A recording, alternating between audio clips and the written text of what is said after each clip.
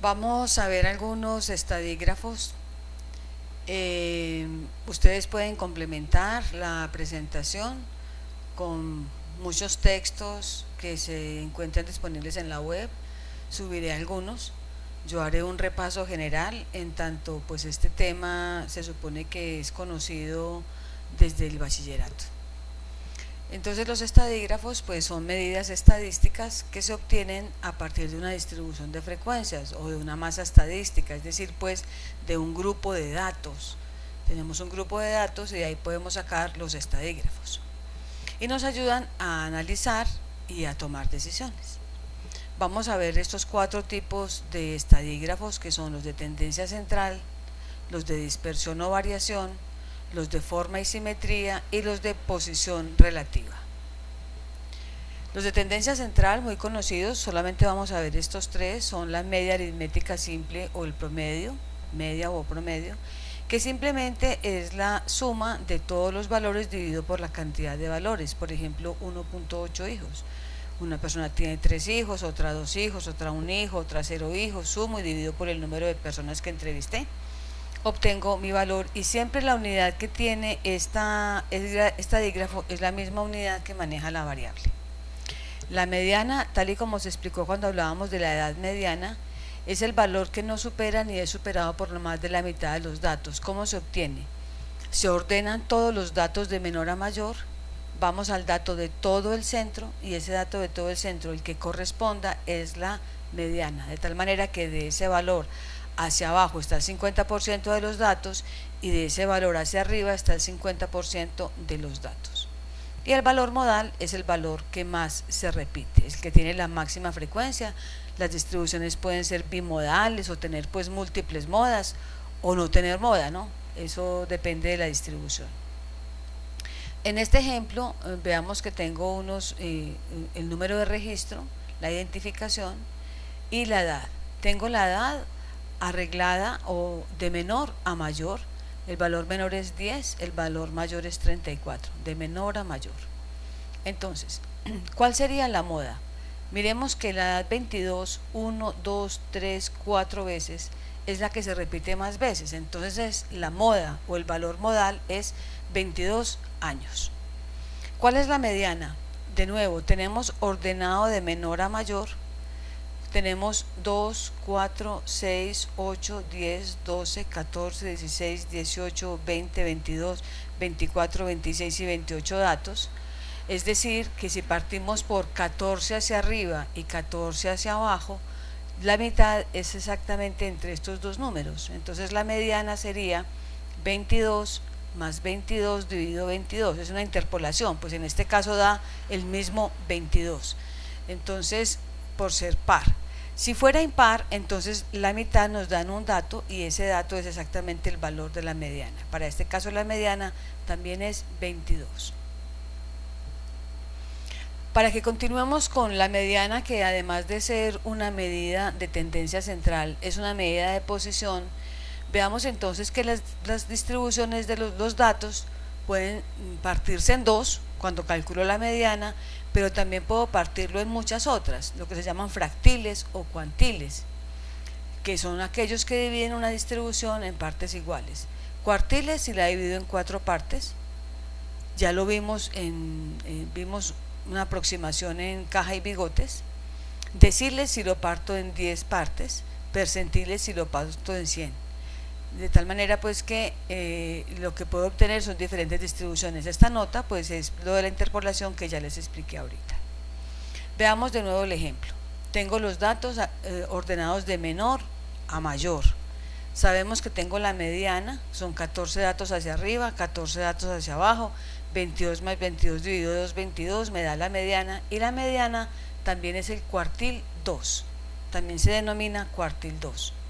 ¿Qué significa? Que el 50% de la población tiene 22 años o menos. O también significa que el 50% de la población tiene 22 años o más.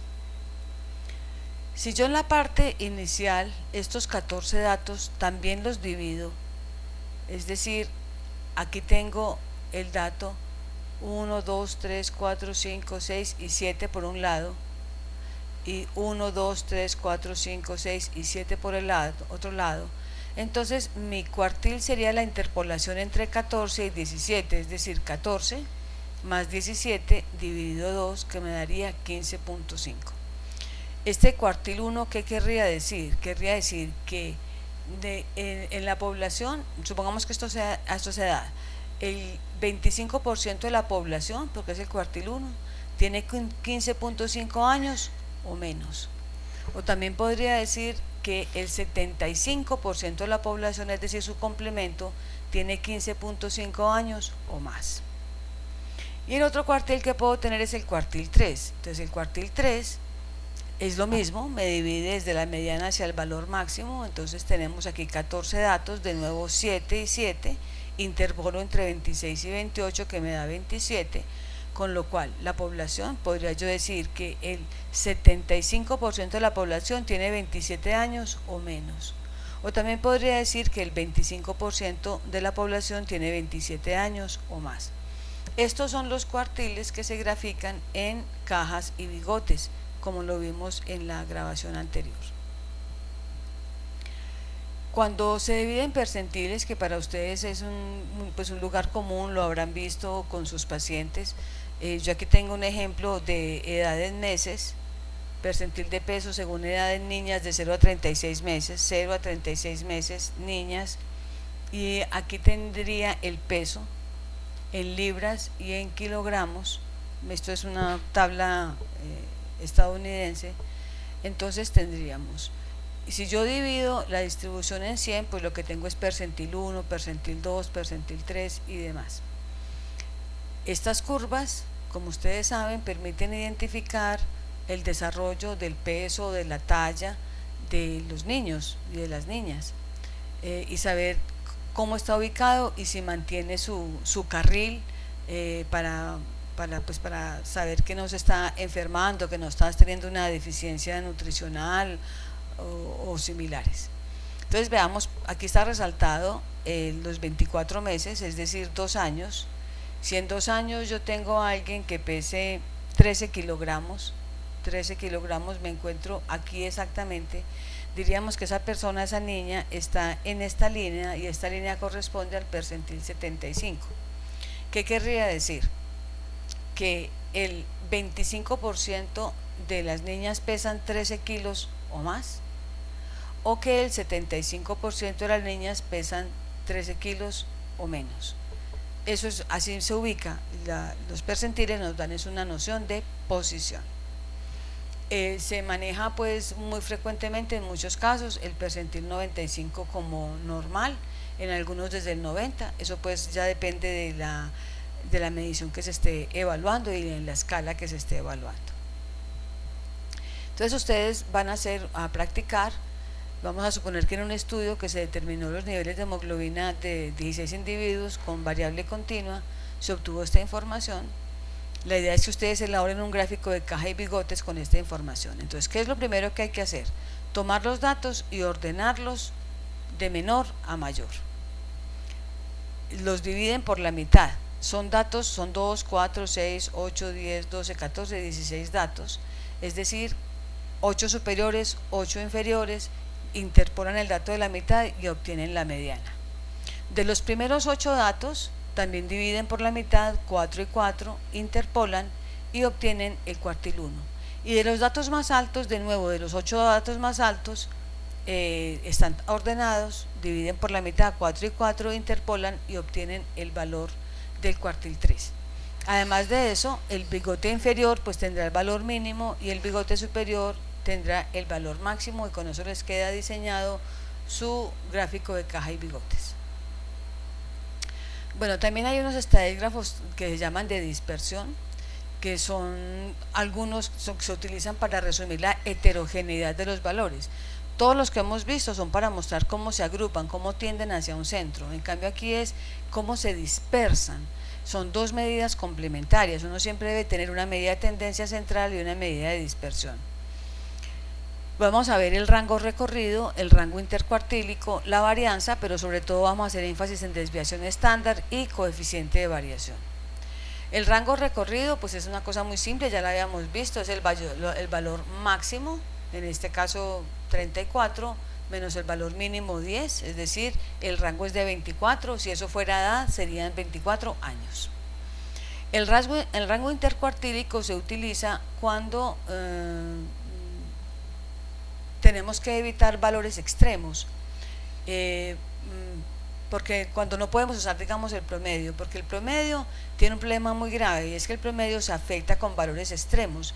Si yo tengo un grupo de niños de 5, 6, 7, 8 años y una persona de 80, pues yo saco el promedio, pues me va a dar un promedio altísimo de 30 y pico años. Mientras que si yo saco la mediana, pues me va a dar que la mediana es de 5 años, es un dato que me va a reflejar más la realidad. Entonces, cuando yo tengo que hacer uso de la mediana, entonces en lugar de presentar el rango, presento el rango intercuartílico. Y el rango intercuartílico es la diferencia entre el cuartil 3 y el cuartil 1, es decir, me da el dato correspondiente a la cajita del gráfico de caja y bigotes. Entonces, digamos, ustedes con base en eso pueden contestar esas preguntas. La varianza, esta es la fórmula, nosotros no vamos a trabajar en fórmula, solamente en la parte conceptual. Lo que busca es determinar qué tan heterogénea es la distribución, es la sumatoria de cada valor menos el promedio elevado al cuadrado sobre el total de los datos. El problema que tiene la varianza es que como es al cuadrado, nos arroja un valor al cuadrado, por ejemplo 50.13 años al cuadrado, que pues matemáticamente es entendible, pero desde la clínica no. Pero eso no tiene ningún problema, porque en realidad lo que nosotros vamos a usar es la desviación estándar, y la desviación estándar es la raíz cuadrada de la varianza, con lo cual volvemos a quedar con las mismas unidades. Vamos a suponer entonces que tenemos aquí este plano cartesiano, donde aquí tenemos, por ejemplo, la edad, o la glicemia, o el peso, o el ácido úrico, bueno, la medida que ustedes consideren cuantitativa, y aquí tenemos las frecuencias la frecuencia de cada uno de los datos, qué tan frecuentes, qué porcentaje de personas está. Bien, entonces en esta curva que se llama la curva de distribución normal o la campana de Gauss, lo que tenemos es un valor central en el que está la media o el promedio está aquí. Si la variable tiene distribución normal, es decir, si tiene esta forma y además es simétrica, igual en esta mitad que en esta mitad, aquí también tenemos el valor de la mediana y aquí también tenemos el valor de la moda. Coinciden los tres valores en uno cuando la distribución es simétrica, normal y simétrica. Bien, entonces les decía que la desviación estándar nos sirve para determinar la heterogeneidad. Entonces, toda distribución normal tiene promedio más 1, más 2 y más 3 distribuciones estándar, o también menos 1, menos 2 y menos 3 distribuciones estándar. De tal manera que cuando yo tengo el promedio más o menos una distribución estándar, en su interior tengo el 68,2% de la población central. Supongamos que yo tenga una media de 30 años y una desviación estándar de 2, entonces sería 30 más 2, 32, y 30 menos 2, 28. Entonces yo diría que entre los 28 y los 32 años tengo al 68,2% central de la población. Si damos una desviación más, sumamos otra y restamos otra, entonces iríamos a 30, 32, 34 y hacia abajo 28, 26. Entre los 26 y los 34 años tendríamos la suma de estos porcentajes, que es 95.4. De aquí se deriva entonces ese concepto de la normalidad en promedio más o menos 2 desviaciones estándar. Entonces aquí tenemos el 95,4% central de la población y tenemos la cola con valor más bajo y la cola con valor más alto. Si ya al promedio le sumamos 3 desviaciones estándar, es decir, vamos hasta esta rayita y hasta esta rayita, que sería 30, 32, 34, 36, y por otro lado 28, 26, 24, 24 a 36, tendríamos el 99,6% de la población. La distribución es normal, en tanto también es asintótica, por eso esto aquí no da 100%, aquí tiene unas posibilidades de datos superiores y aquí unas posibilidades de datos inferiores. Así las cosas, mientras más grande sea la desviación estándar, mayor es la heterogeneidad de los datos. Si yo, por ejemplo, no tengo tengo los mismos 30 años, pero mi desviación no es de 2 sino de 4, entonces tendríamos 30 más 4, 34, 26, entre los 26 y los 34 el 68,2%, es decir, las edades son más dispersas. En un ejemplo siguiente veremos más detalles de esos. Y finalmente el coeficiente de variación. El coeficiente de variación es una medida adimensional porque lo que divido es la desviación estándar sobre el promedio. Entonces las unidades de la desviación, por ejemplo años, se anula con estos años, se multiplica por 100 o no, pues puede multiplicarlo o no por 100, depende, pues del asunto es que lo interpreten bien. Entonces es una medida adimensional que representa la desviación respecto de la media. Les digamos que básicamente el coeficiente de variación se calcula, en el ejemplo que veníamos trayendo, 7.1 sobre 21.7 me da 0.33. Entonces, si suponemos que la distribución de los datos es normal, un coeficiente de variación menor o igual al 33%, como nos dio, mostrar una población homogénea, y si es homogénea, quiere decir que no tiene datos atípicos. Entonces, si no tiene datos atípicos, podemos utilizar el promedio o la media para representar los datos. Pero si el coeficiente de variación es mayor al 33% o a 0.33, entonces la población es heterogénea o tiene mucha heterogeneidad o tiene valores atípicos, y sería ideal utilizar la mediana y no el rango, sino el rango intercuartílico. Veamos aquí una utilidad de la desviación estándar. Este es un estudio que hice ya hace muchos años, cuando se presentaba ECAES, antes de que se llamara Saber Pro, del desempeño de los estudiantes en salud del niño. Está en los años 2004, 5, 6, 7 y 8. La línea verde es el promedio obtenido por los estudiantes de la Universidad de Caldas. Noten que en 2004 estábamos en 10.6, en 2008 en 10.1, con algunas variaciones internas. Este es el promedio. ¿Pero de qué debe acompañarse este promedio? Del análisis de la desviación estándar. Miren que la desviación estándar en 2004, que tuvo 10,6, fue de 1, es decir, podemos sumar 10,6, 11,6, 12,6, 13,6, o sea, la nota superior fue muy alta, pero por otro lado podemos bajar 10,6, 9,6, 8,6, 7,6, o sea que tuvimos notas entre 7,6 y 13,6. Entonces, así como tuvimos estudiantes con un excelente desempeño, tuvimos estudiantes con muy deficiente desempeño. En cambio, miremos para 2005, que es 10.2, en 10.2 para 2005 la desviación estándar está en 0.5, entonces 10.2 más 0.5 más 0.5 más 0.5 nos da 11.7, o sea, no tuvimos ningún estudiante extremadamente destacado, pero también si nos vamos hacia abajo, vamos restando el 1.5, es decir, 9.7, 9.2, 8.7, miren que el valor mínimo que se pudo haber tenido fue 8.7, no tan malo como en este año. Entonces, a pesar de que el promedio bajó, la ventaja es que el grupo se hizo más homogéneo. Entonces, cuando necesitamos analizar no solamente los datos del promedio como tal, sino también una mirada de grupo, homogeneidad, datos atípicos, o sea, dependiendo de lo que necesitemos, cobra mucha utilidad mirar la desviación estándar, como es en este caso. Por ejemplo, aquí entre 2005 y 2006 se mantuvo la desviación estándar, pero el promedio bajó. Esto sí es una evidente reducción de rendimiento, ¿sí? Aquí sube de nuevo el promedio, pero también sube la desviación estándar, es decir, hubo estudiantes con desempeño muy destacado, pero también hubo estudiantes con muy mal desempeño. Entonces, ya la discusión va en torno al problema de investigación. En este caso, la preocupación era más porque pues necesitamos sacar médicos, pero que sean pues más o menos homogéneos, que todos sean buenos, no tener médicos con serias dificultades o deficiencias. Miren que aquí en este promedio de 10.1 también volvió a subir la desviación estándar hasta 1. Esta salud de la mujer, podemos ver casos similares.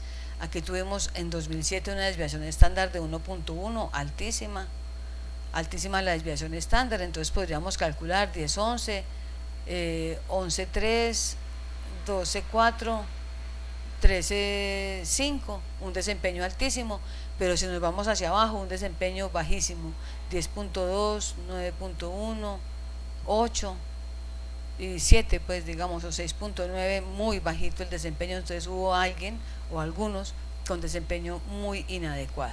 Entonces siempre lo que uno debe combinar es una medida de tendencia central con una medida de dispersión para entender adecuadamente los datos. Si miramos solamente el promedio, estaríamos diciendo que aquí estaban mucho mejor, ¿cierto? Es un análisis menos profundo. Si miramos solamente la desviación estándar, pues no tenemos el parámetro de cómo afectó el promedio. Necesitamos las dos medidas, siempre una medida de tendencia central y una medida de dispersión. Finalmente tenemos las medidas de forma. La forma se mide por coeficiente de asimetría de Pearson y por el apuntalamiento o la kurtosis, que es con el coeficiente de kurtosis. Entonces veamos, para que una curva tenga distribución normal, es decir, la campana de Gauss que ustedes conocen, pues debe ser simétrica, es decir, que el coeficiente de asimetría de Pearson es de 0, y debe ser mesocúrtica, es decir, que el coeficiente de kurtosis es de 0. Si la distribución tiene más valores bajos y menos valores altos, se llama asimetría derecha y el coeficiente da positivo. Entonces puede decirse positiva o puede decirse derecha. Si por el contrario los datos más frecuentes son los más altos, digamos la gente más vieja y menos gente joven, entonces la asimetría es izquierda o negativa.